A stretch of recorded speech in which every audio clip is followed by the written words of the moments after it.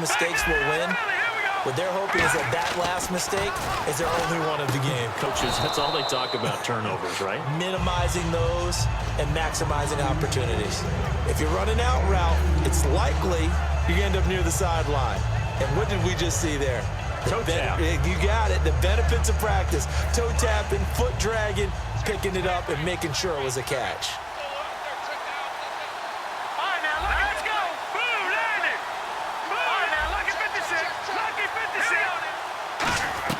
Here's Savage now on second. And incomplete there. A nice hit. Jars the ball free and brings up third down. Normally, he's pretty reliable. Usually catches what's thrown to him.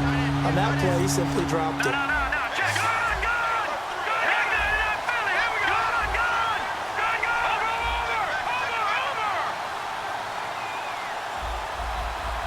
Looking to jam the receivers at the line here. Press coverage look defensively. Detroit!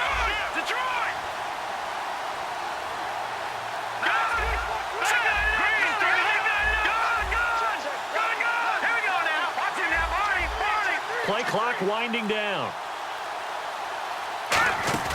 Throwing on third down, it's Savage. And he can't get rid of it. He's taken down. They dial up the corner blitz that time, and it delivers to the tune of a 9-yard loss. The game plan for any defense is finding ways to make a quarterback uncomfortable in the pocket. When you bring pressure from all angles, you never know who's going to get home. In this case, the left cornerback, right in the face of him, puts him down. And this one is no good. He missed it. And this score will stay right where it is. Well, this winds up an empty possession. Everything looked okay. He just never got the ball on target. And knowing him, he'll be disappointed with that effort.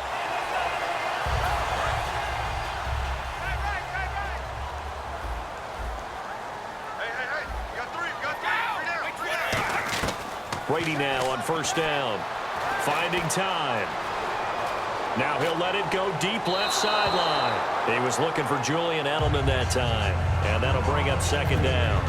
That's going to frustrate the coaching staff a little bit as they dialed up the deep shot. But they weren't on the same page on that play. Heck, I don't think they were in the same book. I think he thought he was going to do something else. Ends up throwing it over the sidelines. Well incomplete. Brady again here on 2nd and 10. And that one got tipped. Kind of threw everything off. It brings up third. Anytime a ball's thrown in the middle of the field and it's popped up in the air, I expect someone to catch. It doesn't matter whether it's offense or defense because there's usually a great amount of bodies in that part of the field. In this case, no one came up with it.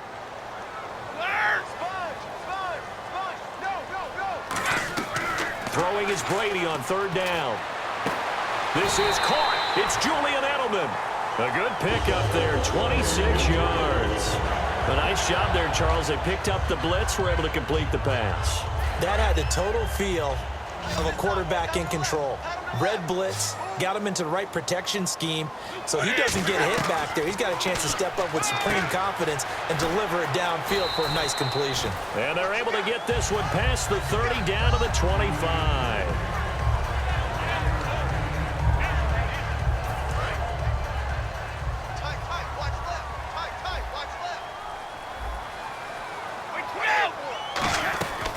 They'll run it now out of the gun. And he is going to lose yardage here. That's going to go as a loss of a yard, and it'll be second down. Wasn't that long ago that the NFL guys really didn't adopt much from the college game. But one thing that has crept in there is spreading things out, opening things up, not even just in tempo, but maybe get... And, a crusher there as it's intercepted. Picked off by the linebacker. There he goes left side. And they will score a pick six for the Texans TD. Short throw pick six right there. Those linebackers, they love when those short throws come and those eyes get real wide, don't they? How about the anticipation on the play? Reading, reacting, and then the ability to catch the football and take it in the opposite direction. So they throw the pick six. They'll get another shot at it now as this one's in the air. That's fielded in the end zone. And in hindsight, probably should have stayed where he was as he'll only get back to the 16-yard line. And now out come the Patriots.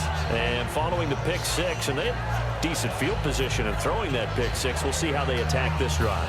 And I think all you say to your guy is, listen, let's just take care of the football a little bit better. Make some better decisions on this drive, and they'll probably help him a little bit with maybe some really high percentage throws early to let him get settled back in. But they told him, and they told us, they've got confidence. That's not a problem. Yeah, not a problem at all. They just want to make sure they get things settled down a little bit for their offense and give their defense a little bit of a chance to rest.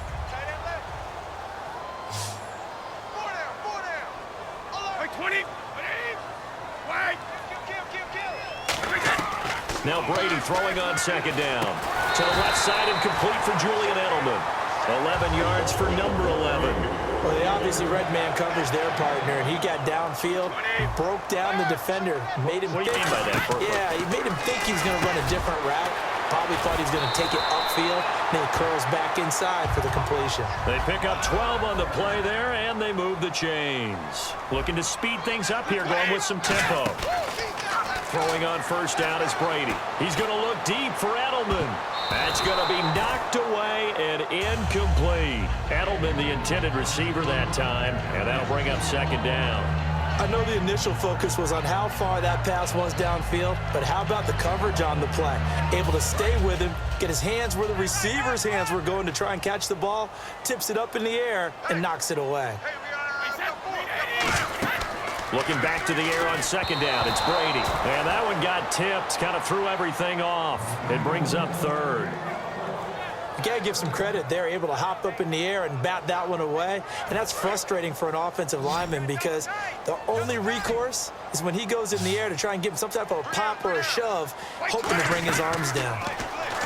Throwing now is Brady. Out to the flat. That's complete to his running back. Time for a break. We're back to finish this one off after this. All right, they're going to try and keep hope alive here on fourth down. They're going for it. Now Brady got to have this one. And this is intercepted, and that should do it. Picked off by the linebacker, Brian Cushing. And he returns it into enemy territory down to the 45-yard line. And now out comes Houston. And the last time that they were on the field, a little demoralizing. Missed field goal. You always feel like you want to get it in the end zone, but then, oh, well, at least we're going to get three. Didn't go through the goalpost. So. It does test the mental processes of a team, though, doesn't it? Because when you miss a field goal, now whistles blow, and the Patriots are going to take another timeout. That'll be their second, so one more chance to stop the clock here, and we'll be back. 7 yards to go on second down.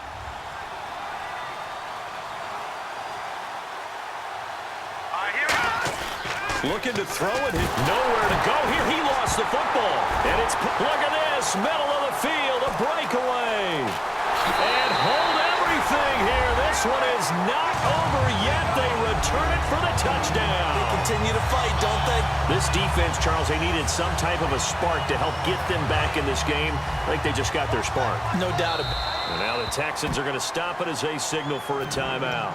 It's just their first. They've got 2 more to use here in the final stages.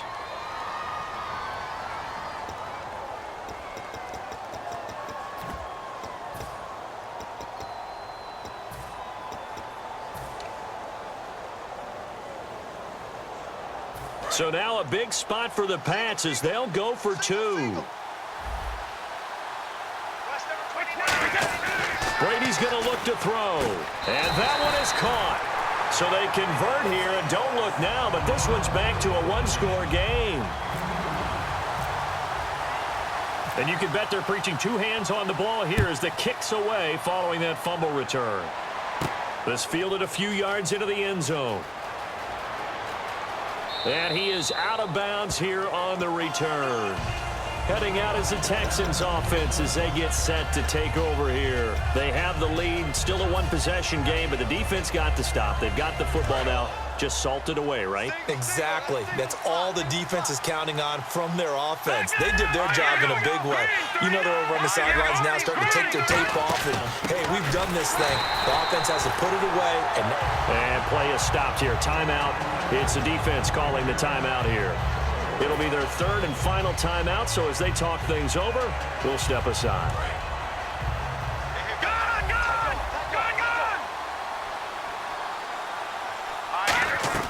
Now it's Savage. His throw incomplete. It's always a good play when you're able to bat a ball away or down, because if you actually tip it in the air, now the offense is getting a second shot at catching the football, or another receiver may come along and grab it out of the air and turn it into a big play. So if you make a play on the ball, make sure it's knocked away or down. Otherwise, there could be some jeopardy. Now Savage. And look at this. They get the turnover they needed. It's intercepted. Picked off by Super Bowl 49 hero Malcolm Butler. And the Patriots gearing up to go now. They're down here in a one-score game. But the time, it's a factor, but it's not a huge factor right now, is it? It's really not, because this amount of time gives them a chance to run their offense, to go through play sequences. And this is what they work on every week in practice, usually on a Friday. They go over this type of a situation, late game situation. What are we going to do when we have the opportunity? They've called these plays a bunch of times. Now's their chance to execute them. They have the opportunity now. Here's the execution. Here's Blunt. And he went nowhere. Well, he went backwards, back to the 33. And they'll lose a yard that time, and that's going to lead to a third down. Oftentimes when you're not winning at the point of attack for an offensive line, maybe they're getting out physical. Spread things out a little bit, make it more of a one-on-one blocking scheme. Then you don't have to win it physically. You just have to win it by position. That may open things up for your running backs. Down 7, and they've got to go for it here on 4th down. They come out here in the eye. Brady's going to sneak it. Call it a gain of 3. And they're able to pick up the conversion here on 4th down. And the offense moving quickly to the line. A big conversion on 4th down, but no timeouts left, so you got to go quick here.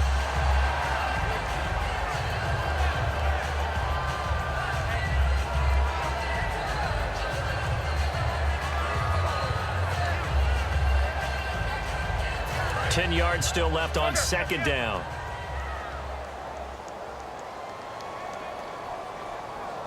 Wait 20! Wait 20! He's back to throw. And he'll go out of bounds down inside the 15-yard line. 15 yards through the air and a first down. And he did exactly what they needed him to do, Charles. Got out of bounds. They have no timeouts. And they knew that before the play even began. Still executed it. How many times have we seen it happen where you know it, yet a guy's still looking for a timeout or trying to stay in bounds? He got it done. They'll look to throw. And he is across and in for the score. And now they can tie the game in the final stages with the extra point. Or they can go for 2 and go for the win. And while it appears the heavy lifting was accomplished by scoring the touchdown, they're still down 1. That extra point is not a gimme. Set to go now with the kickoff. These two teams all even again as we continue in this wild 4th quarter. That'll be taken in the end zone. And with time of factor here late, he'll just take a knee and they'll start things out at the 25. And now out comes Houston. They have a little bit of time here to get into field goal range. Not much. A tie game, you don't want to do anything crazy, right? I agree with you on that one. Risk reward, okay? If you go for it, what is the absolute reward on this? But the risk is probably greater. Run the clock out, get to overtime, and try and win it there. All right, we'll see if they do just that.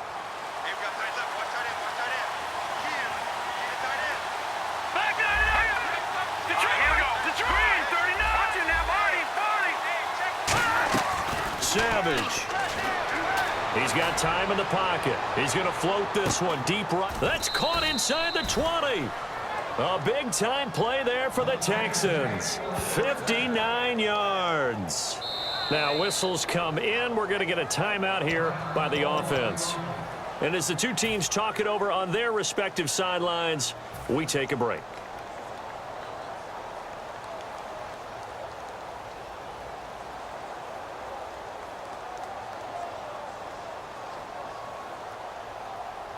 So now it's all up to the kicker, Nick Novak.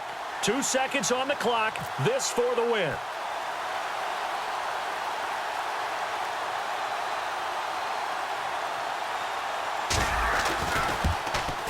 And it is good.